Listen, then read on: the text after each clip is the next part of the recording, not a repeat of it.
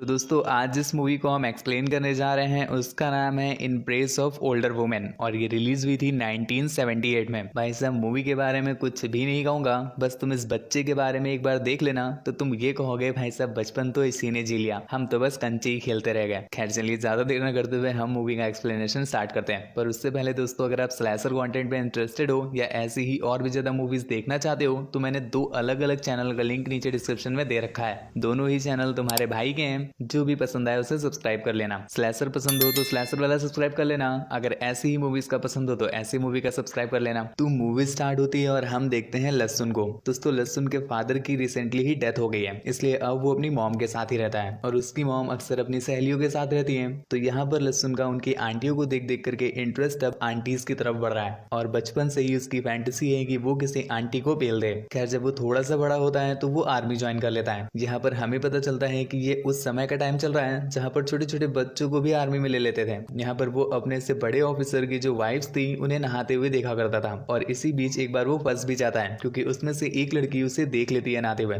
पर यहाँ पर वो सोचती है कि बेचारा वो छोटा बच्चा है तो ऐसे ही देख रहा होगा, जिसके बाद वो उसे किस करके वहां से चली जाती है। और भाई साहब अब पहली बार जब उसने टेस्ट कर लिया है तब तो अब इनके हार्मोन्स बिल्कुल चरम सीमा पर है। खैर ऐसे करते करते कुछ साल हो जाते हैं और अब भैया जी हो गए हैं 15 साल के। इस समय पर लहसुन काफी सही दिखने लगे हैं तो उसकी तरफ काफी लड़कियां अट्रैक्ट भी होती हैं और हाल फिलहाल वो एक बड़े बिजनेसमैन के घर में काम कर रहे हैं। यहाँ पर जो बिजनेसमैन की वाइफ थी लहसुन उन्हें बहुत पसंद करता था। एज ऑलवेज आपको भी पता होगा क्यों वो पसंद करता है, पर अंकल जी की होने की वजह से उसकी दाल नहीं गलती। और यहाँ पर हमें पता चलता है कि अपने लहसुन की एक गर्लफ्रेंड भी है, पर वो गर्लफ्रेंड उसे कभी कुछ करने नहीं देती और इस बात से अपना लहसुन बहुत परेशान है। जिसके बाद एक दिन जब बिजनेसमैन घर पर नहीं होता है तो लहसुन पहुंच जाता है वहां पर और आंटी अकेली थी तो वो आंटी को किसी तरह से मनाने के लिए उनसे ऐसी बातें करना स्टार्ट कर देता है और बातों ही बातों में ये बोल देता है कि आप मुझे बताइए आखिर क्या करें अगर किसी लड़की के साथ टपाटप करवाना हो, क्योंकि मेरी जो गर्लफ्रेंड है वो मेरे साथ कभी करती ही नहीं। जिसके बाद आंटी उसे थोड़ी टिप्स वगैरह देती हैं और उन टिप्स को फॉलो करते हुए भैया जी पहुंच जाते हैं उसके बर्थडे के दिन। यहाँ पर लहसुन उसे एक गाउन गिफ्ट करता है जिससे पहन करके उसकी गर्लफ्रेंड उसके सामने आती है, जिसे देख करके लहसुन के अरमान आसमान चढ़ जाते हैं और वो वहीं पर उसका गाउन अनबॉक्स करने लगते हैं। यहाँ पर हम देखते हैं कि उसकी गर्लफ्रेंड भी धीरे धीरे बाटली में उतर आई है और जिसके बाद लहसुन अपना बैट लेकर के जाते हैं पिच पर जैसे ही भैया जी ने पहला शॉट मारा तो उधर से बेबी की आवाज आई कि बाबू दर्द हो रहा है। लहसुन भैया समझाते भी हैं कि बेटा ये प्यार का दर्द है, मीठा मीठा प्यारा प्यारा,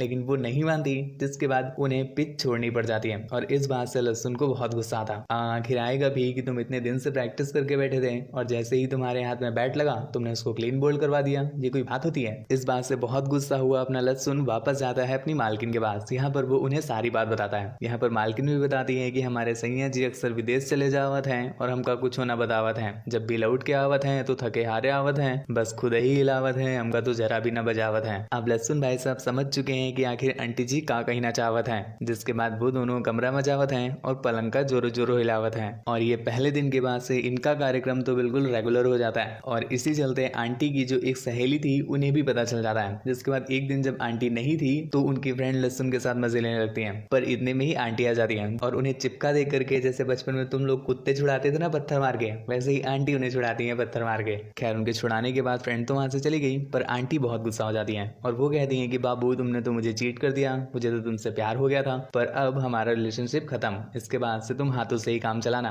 अब बेचारे लहसुन के पास कुछ भी नहीं बचा है तो वो जाता है एक बार में। यहाँ पर उसे एक बंदी मिलती है और वो दोनों थोड़ी बहुत बातें करते हैं और बातों के बाद ही वो बंदी डायरेक्टली बोल देती है कि लहसुन मुझे तुम्हारा वो चाहिए जो लहसुन के आगे लगता है। जिसके बाद लहसुन भी समझ जाता है जैसे तुम समझ गए और वो दोनों जाते हैं एक होटल में और वहां पर वो पेलन कार्यक्रम का शुभारंभ करते हैं जो चलता है संपूर्ण रात और अगले दिन समापन होता है। खैर इसके बाद से लहसुन का ये रोज का काम हो गया। वो रोज अपने से बड़ी किसी न किसी लड़की को इम्प्रेस करता है, उसके साथ पेलन कार्यक्रम करता है और चाट पोच करके चद्दर रगड़ करके वापस आ जाता है। ऐसे करते करते काफी साल बीत चुके हैं और अब अपना लहसुन हो गया है 18 साल का, लेकिन आज भी उसका टेस्ट नहीं बदला, उसे अपने से बड़ी लड़कियां ही पसंद है। इसी चलते एक दिन जब वो एक जगह पर बैठ करके एक लड़की को पटाने की कोशिश करता है पर वो उससे पटती नहीं और यहाँ पर हो जाती है उसकी गजब बेइज्जती। जिसके बाद वो चली जाती है। पास में खड़ी एक आंटी जो कि ये देख रही थी तो वो उसे देख करके बहुत हंसती है और उसे कहती है कि तुम ऐसे लड़कियां पटाते हो, ऐसे तो तुमसे कभी ना पटेगी। आंटी को शायद पता नहीं था कि वो किससे बात कर रही है। खैर लहसुन उस पर भड़कता नहीं है, बल्कि ये सोचता है कि चलो उसकी ना सही इसकी ही मिलेगी। जिसके बाद वो उससे थोड़ा फ्लर्ट करता है और आंटी उसे अपने साथ ले जाती है, पर रास्ते में वो बताती है कि मेरी शादी हो चुकी है। बेचारा लहसुन ये सुन करके बहुत दुखी हो जाता है, पर आंटी ने अगले ही पल कहा कि बेटा दुखी मत हो, तुम्हारा भी चांस है अभी, क्योंकि हमारा डाइवोर्स होने वाला है। ये सुनकर के लहसुन बड़ा खुश हो गया। जिसके बाद वो दोनों पहुंचे सीधा आंटी के घर। यहाँ पहुंच करके अपने लहसुन को तो वैसे भी सब्र नहीं होता, जिसके बाद वो डायरेक्टली ही चाटने पहुंचने लग जाते हैं। पर आंटी ने समझाते हुए कहा कि देखो बेटा, ऐसा कुछ भी नहीं है, हम तुम्हारे बस फ्रेंड हैं, फ्रेंड विद बेनिफिट ना समझना। और इसके साथ साथ कुछ और ज्ञान की बातें समझा करके वहां से चली जाती है। पर उसके पीछे पीछे अपना लहसुन जाता है और उसे एक शायरी सुनाता है। मैं समझता हूँ बाबू कि हमारी दोस्ती यारी है, पर फिर भी ये ठरक भी तो बेचारी है। तुम्हारी बिल्ली भी तो देखो कितने दिनों से कुंवारी है। मेरे मुन्नू को भी तो करनी किसी घोड़ी की सवारी है। अब मान भी जाओ लोड हो चुकी मेरी पिचकारी है। पति की टेंशन मत लो यार, तेरे का फैन मिनिस्टर अधिकारी है, जिसके आगे झुकती हर एक नारी और कन्याकुमारी है। अब बहुत देर हो गई चंपा दुलारी, हमें भी दिखा दो तुम अपनी झाड़ी। मत बनो तुम इतनी अत्याचारी, मान लिया तुम हो मालकिन, हम हैं तुम्हारे भिखारी। लेकिन मानना पड़ेगा भाई साहब, आंटी कतई सख्त है। तो यहाँ पर अपना लहसुन निकालता है ब्रह्मास्त्र, जिसके बाद तो भाई साहब मिलनी ही मिलनी है। तो वो ब्रह्मास्त्र क्या है सुनिएगा। जान खैनी खा के पेलेंगे तुमको, क्योंकि हम हैं प्योर बिहारी, और हमको लग चुकी है तुम्हारी पुच्ची की बीमारी। हमको पता था तुम ऐसे तो दोगी नहीं, इसीलिए हमने की है नौकरी सरकारी। अब सरकारी नौकरी का नाम सुना है तो भाई साहब कैसे कोई रुक सकता है। जिसके बाद आंटी जी सीधा चिपक जाती है उनके ओस्टों से, और यहाँ पर होता है ओस्ट मिलन। प्रारंभ होता है ओस्ट मिलन से और खत्म होता है गीले बदन से। और इसके बाद से हम देखते हैं कि इनका ये पेलन कार्यक्रम सफर स्टार्ट हो जाता है, जो अक्सर दिन में कई बार चलता ही रहता है, क्योंकि इनके पास कोई काम नहीं है। जब भी उठो पे लो सो जाओ, उठो पे लो सो जाओ। पर इसके कुछ दिनों के बाद आ जाती है थोड़ी मुसीबत की घड़ी, क्योंकि आंटी को जाना था शहर से बाहर कुछ काम के लिए, और यहाँ पर भैया जी अकेले पड़ जाते हैं अपने हाथ के साथ। अब इतने दिनों के साथ अपने हाथों का प्रयोग नहीं किया है तो इन्हें भी अच्छा नहीं लगता,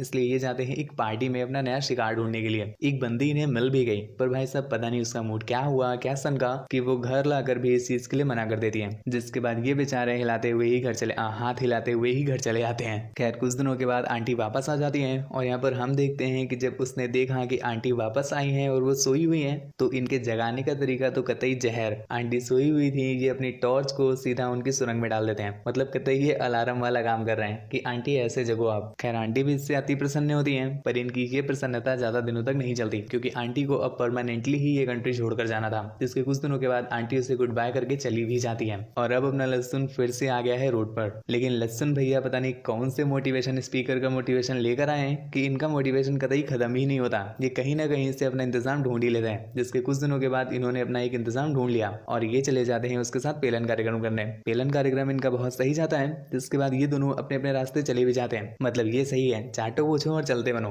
बाबू मुन्नू सोना पुच्चू नहीं करते।